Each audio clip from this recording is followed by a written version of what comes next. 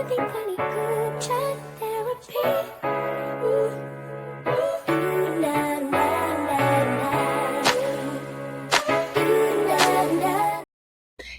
hello. It's Kelly BL Chef. Welcome to the channel. We do a lot of BL here, GL here, sometimes some music, and sometimes this. I don't know. We're trying something different today. You guys will tell me if this is even anything you're interested in. I don't even know if this is anything good, but yeah, this is what we're doing today. We are looking at burnout syndrome, and we're looking at a specific episode.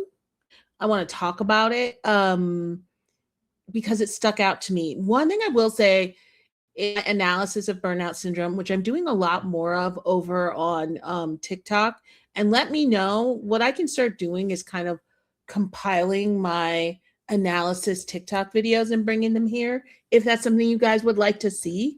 But in a lot of my analysis, I will say this, my analysis of the characters, and we talk a lot about them when we do our reactions. I understand that I may be putting a little bit more to it than maybe the author intended. I was actually reading some of the author's notes about the characters the other day, and one of the things that they said was, I understand that you guys may see things differently, and that's okay. Like they understand that we will have our own interpretations of these characters, and they're like interested. Tell me about what you think these characters are, or who you think they are. But for me right now, I got really, really fixated on the painting that Jira did of him putting the blanket over and basically giving him a kiss, and it's called it is um inspired by Equality Before Death, which is a painting by, hold on, I want to try to pronounce it correctly, William Adolphe Bouguereau, who is a French painter. And when I looked up the painting, I just got really jazzed about it. I don't know if this is a thing that should be a thing, but it's a thing I'm doing right now, and I'm gonna fully nerd out, and I'm gonna do a presentation. Guys, we're doing a presentation. We're doing it. We're here. We're in this zone. I needed a way to like organize my thoughts and talk about this. So, Equality Before Death, Episode 5, Burnout Syndrome, exploring themes of mortality, rebirth, and the search of meaning through art, symbolism, and character analysis. Not saying a whole lot. I'm not doing that much, but hey, let's do it together. Okay. I really wanted to talk about this painting, but also I wanted to use that to kind of pose the question, because I have seen death referenced multiple times within the series. My sister's actually putting together kind of a supercut of all the times that death has been referenced in the series. And I started to ask myself, could Ko die? I don't know if this is where the series is going. Again, this is just me and my headcanon with my theories. And if he dies, there would be this idea. I had 3 kind of thought points that I was working with. The need for good. Ko must perform more good deeds to add meaning to his life before death arrives. Meaningless posturing. When Ko dies, his posturing in life becomes meaningless as death brings equality to all. And metaphoric rebirth. Ko experiences a metaphoric rebirth, metaphoric death and rebirth, bringing him equality and a new chance at life and meaning. And all of these, I'm going to circle back around to these at the end, but all of these are tied to the actual painting, what it means, and how it was reimagined by Jira. Okay, so let's talk about the painting. This was, again, by William Adolphe Bouguereau. It's a large format painting. It depicts an angel of death covering a young man's body with a shroud. The somber vision serves as a powerful warning about life's meaning. So in this painting, it's the idea that equality, when the angel of death covers you with that shroud, your life will have been meaningless if you have not done some good on Earth. So I really think I remember that scene. Jira says, wait, Ko asked him, did you want to kiss me in that moment? He gets emotional seeing it. Like there is I feel like we had to like imply maybe what he was thinking in that moment, but I do think he was sort of faced with his own mortality in that moment.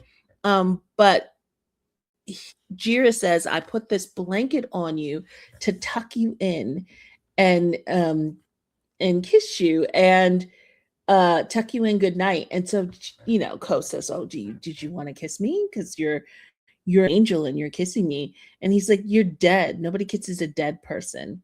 So even in this moment, even in this tucking in, the sweet, there's like this sweetness in the description of it, but in reality, he has died in this painting, and in that confrontation of mortality, as it relates to this painting, the only you can gain equality after death. It is the only time you can gain equality. But if you have not done good deeds in your life, they become meaningless after death. So you have to do good on earth. And for specifically Ko, he is in a predicament. He has not done good on earth. We could say there were maybe moments when he was younger. Of course, he got the award for that act that he created. So there was some good, possibly in his time on Earth. But is it enough? Is it enough? And Bouguereau's work reflects conservative religious ideas where equality exists only in the afterlife. So we're not talking about that social or political objective of equality. And a big reason for that is the time in which he was living. In France in 1848, where there's social stagnation, there is no such thing as class mobility. You can't move up and down or your political or social class. You're fixed in the class you're born into. And he was facing a lot of family pressure to become something, to live a life worthy of their station, of their social class. And he was kind of meeting this idea of the finality of death and how it strips away all of your possessions, your money making power, your the money you've made, the power you've made, and any control. It's all pointless. And the only thing that matters before death are the deeds you've done. Um, and it made me think about how Ko has focused his entire life into creating, wealth and control and putting himself within this social structure, this wealthy class. Like that is his ultimate goal in everything. And through Jira's eyes, Jira, who is not in that same social stratus, like he's basically in this painting referentially saying, hey, when we're gone, we're gone. You can do all of this now, but your life will have been pointless when you die. Um, and he also said how when he was sleeping, so that kind of ties back into the tucking you in. When he was sleeping, he said, you're just a man. You're nothing more than a man. And I think that's also what tied him back to this painting and this idea of like, you've got nothing. You're literally stripped away, naked, literally naked on the ground. You are no bigger or more important than I am, because when we both die, we will be equal. And so when you use my insecurity, when you use my social standing, when you use all of that to manipulate and control me, know that in the end, we will be the same. There is nothing you can take with you. Kind of, I think in in some ways, it's not attacking, but reflecting back to Ko, the that death is final, or even in the sense that he can't control life after death. Like there is a point, there is an end point to what he's doing. But it also, I think, gives Jira that satisfaction or that understanding that this man's not that scary, because at the end of the day, we're going to be the same. when we pass on, we're going to be the same. Like all of this is just here in this earth realm space and doesn't really mean anything. These the material pieces don't mean anything. um I thought that was an interesting, just I just think it's interesting. The other thing that's going on in those paintings are the flowers and just flowers in general and the motif throughout the series. And we talked the flowers that we're really focused on in this specific episode. Um, the tulips, which are perfect love, rebirth, and new beginnings, emerging in the spring as hope after winter. We've got these red roses that keep coming back up. Passionate love, romance, and desire. Deeper shades signify commitment and serious devotion. And then the narcissus, which is introduced this episode. Rebirth and hope, but also vanity and self absorption from the Greek myth of Narcissus. So I'm going to focus on the red roses and the narcissus, and then I'll jump to another slide to get back into the tulip side of things. But I noticed the red roses keep coming up, even though Jira says that's not my flower. That's not the flower I like. That's not the flower I love the most. But if you look in his room, it is covered in roses. Roses are being painted everywhere. He's got roses on his balcony. They're so present around him, although he says they are not his favorite flower, but they do signify him, right? That which might be why they're everywhere, because he is all passion. He's love, he's romance, he's desire. He's moved by his emotions, right? And there's a line, and I don't know the exact line, when he is comes back to the apartment and they have uh regrown, or they've come back. And they were dying, and then they came back, and he was like, "Oh, I need to neglect you more often." But what I thought about that is how strong those roses are, how resilient they are, and how you don't need to coddle them or handle them with too much kid gloves. They can handle themselves. And I know there's a lot of discussion around whether Jira is weak or strong. I see Jira as strong. Maybe others see Jira as weak, but I think one of the things that, to me, the biggest indicator of Jira's strength is when the pea gets thrown on him, and he stands tall. He walks out. He wipes off. He doesn't panic. He doesn't go crazy, and he stands tall all the way till he gets to a private space where he can really like address how this feels and what's this done to him. But even then, by the next day, when Pheem comes over and it's like, "I'm worried about you," he was like, "No, I'm good now." Like, he's so resilient, which is why I think, even though it's not good judgment, he's able to stay with Ko and not leave with Pheem, because as upsetting as it is, I don't think Ko can break him. And I may be naive in that, but I don't think Ko can break him. I think he will break Ko before Ko breaks him. But I know I could be totally wrong. Who knows? We're not done yet. And if you read the book, don't tell me. We don't need to know yet. Even the author is being very thoughtful in the way that she's talking about the series. Now, when we talk about Narcissus, that's clearly Ko, right? That's clearly why that plant got added, or that flower got added into the painting.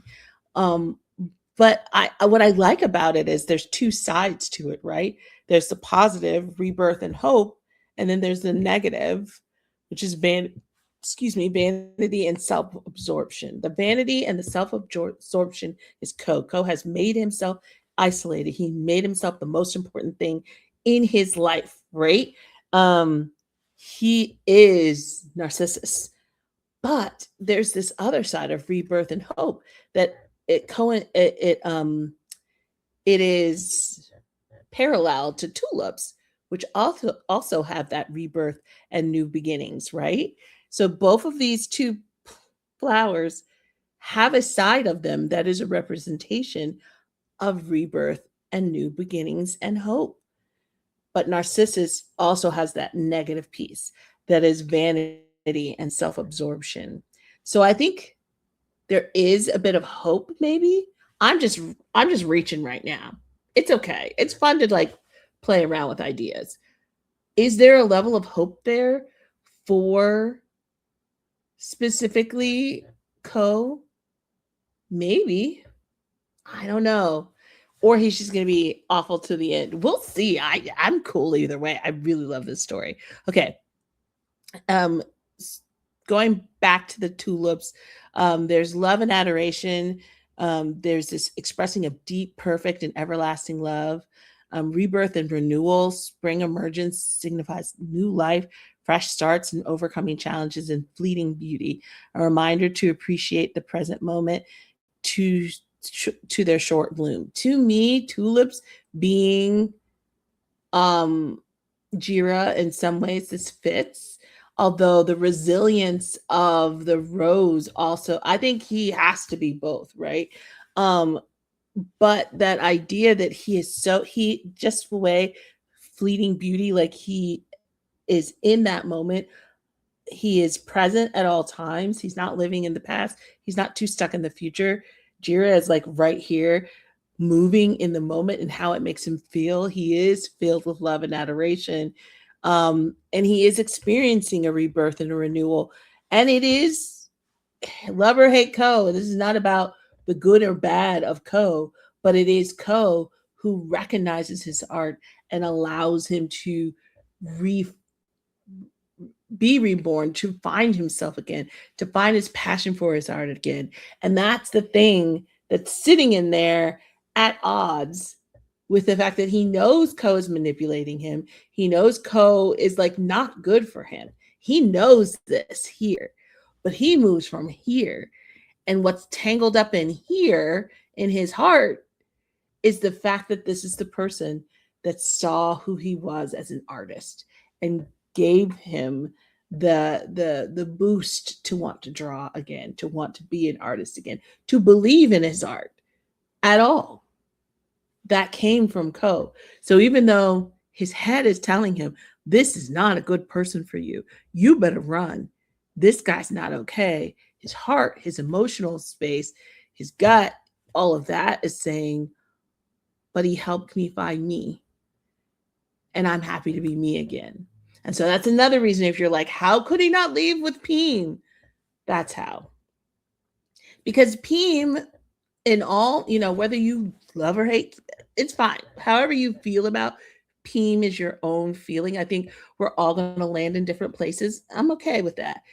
But Pheem did not do that for him. Pheem has not opened him up in that way.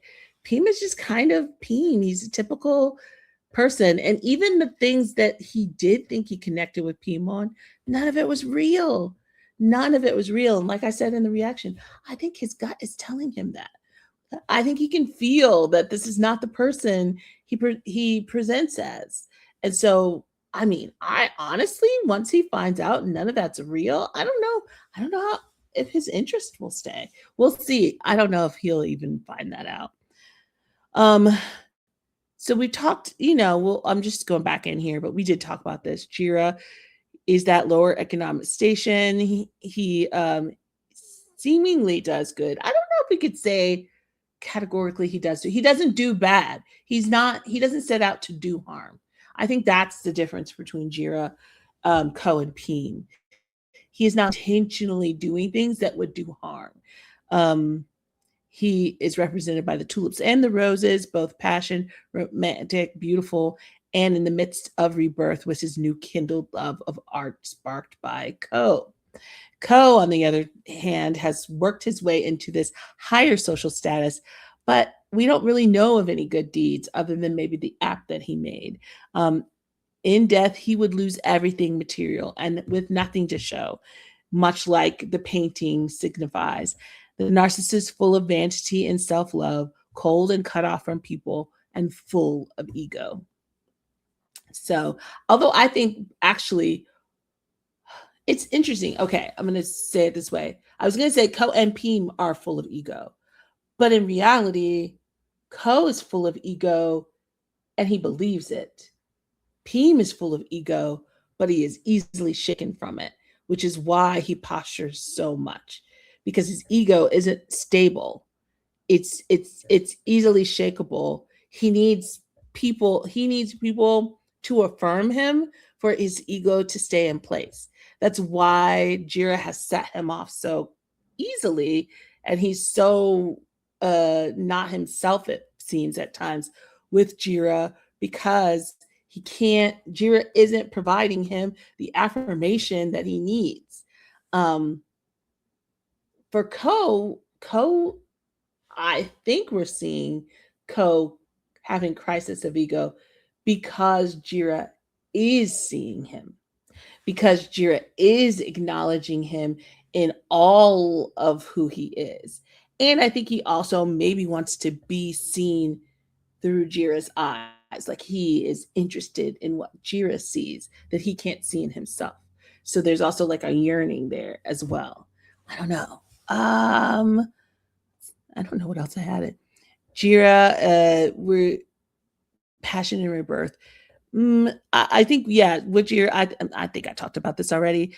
Represented by the roses, symbolizing deep love and desire, his passion and romantic in rebirth, like the tulips emerging in the spring, experiencing new beginnings through his art, and then newly kindled love.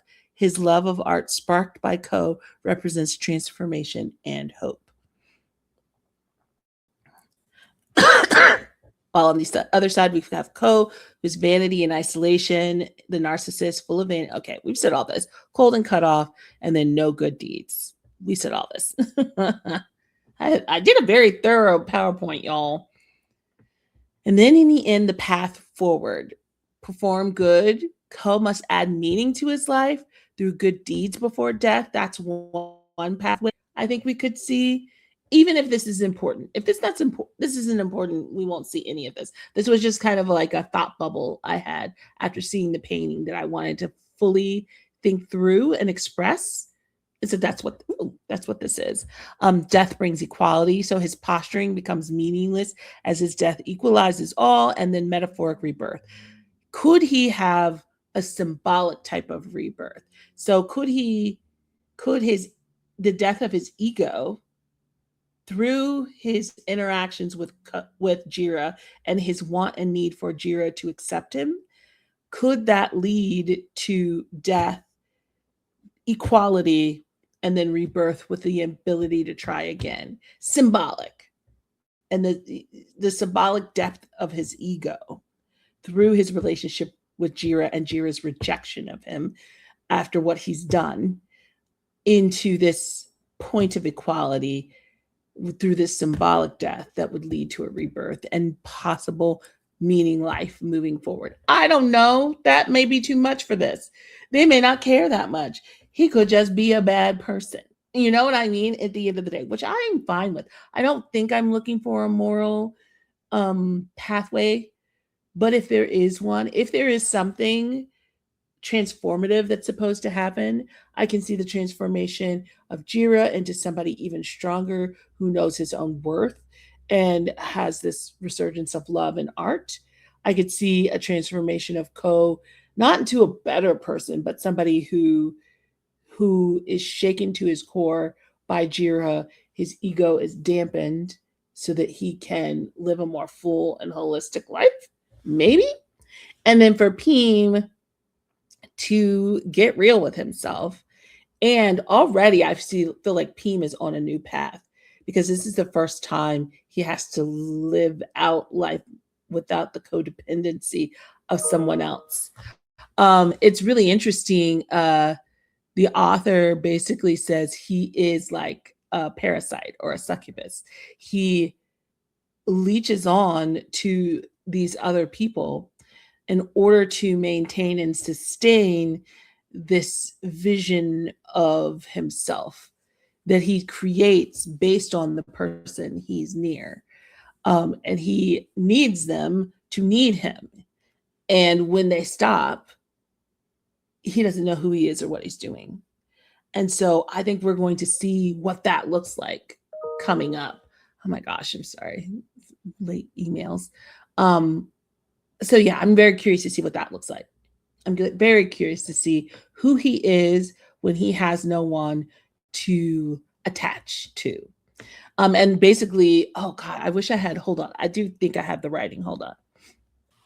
I really like what she wrote about Pheem. So I'm going to read it just because we've talked extensively about this was more about Ko and Jira this whole video, but I just want to share with you what she wrote about Pheem.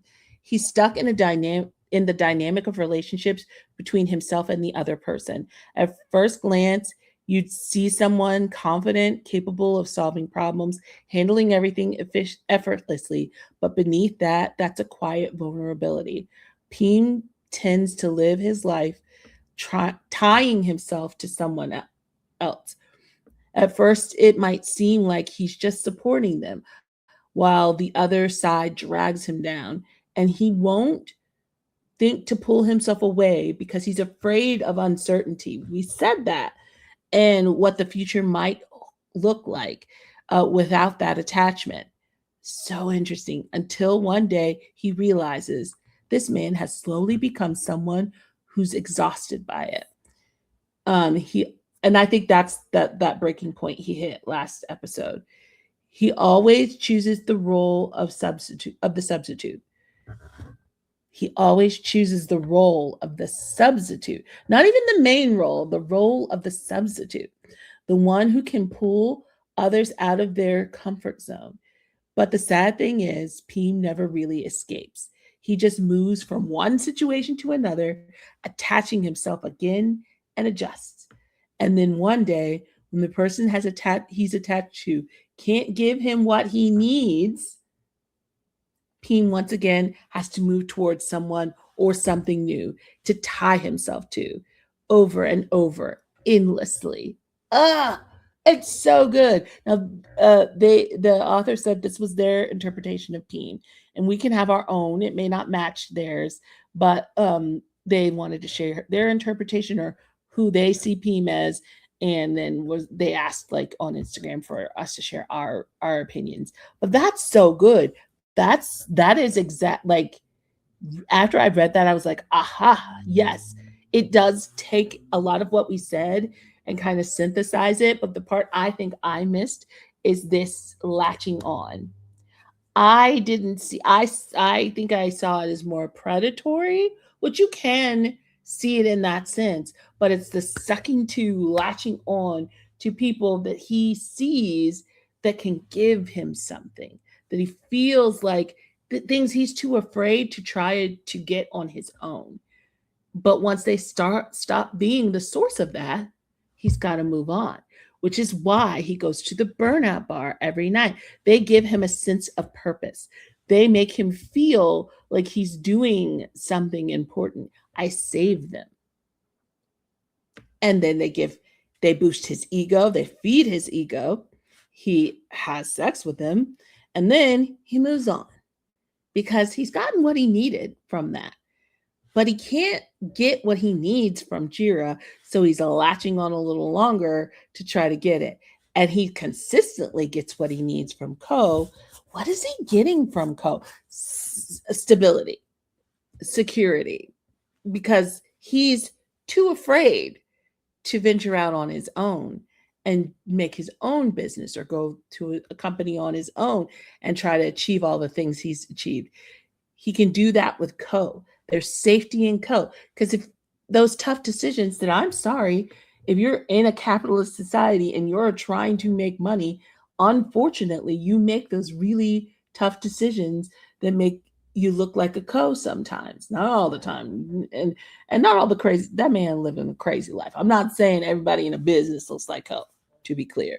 But firing a whole department, anyone who's managed understands and has had to let people go, and you don't want to do it, it shakes you, it messes your head all up. 'Cause oftentimes it's people you've worked with, but it is part of that process, right? But he doesn't have to be the monster if Ko is there to do the monster work for him, but he can latch on to him and still get what he needs, the stability, the good job, the social stat, all of that. He can still get it. He just has to latch on.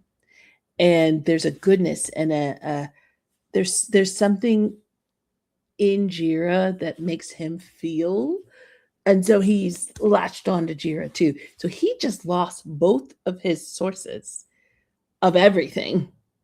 And now he is left to figure out what to do on his own. Um, I did posit the idea that in this death foreshadowing, if plays a role in it, he could harm Ko. He could try to harm Ko and end up harming Jira in the process. He could try to harm himself and end up harming Jira. I don't know. I don't know if Pheem really fits into the structure of my idea of maybe death being on the way, but if he did, those are some of the ways he could. I don't know what this was. I don't know if it was useful. I don't know if you were interested in it. I just did the thing. So let me know. And also if you want to see more of my analysis videos. So I do these 10-minute videos over on TikTok after the episodes to just do a quick, here's my 10-minute, here's how I feel about the series. If you want something like that, I can bring those over here. Let me know. Okay. I think that's it. Oh, wow. We did the thing, you guys. Thank you so much for sitting through that if you did. And I'll see you in the next one. Okay, bye. I think I need good chat therapy.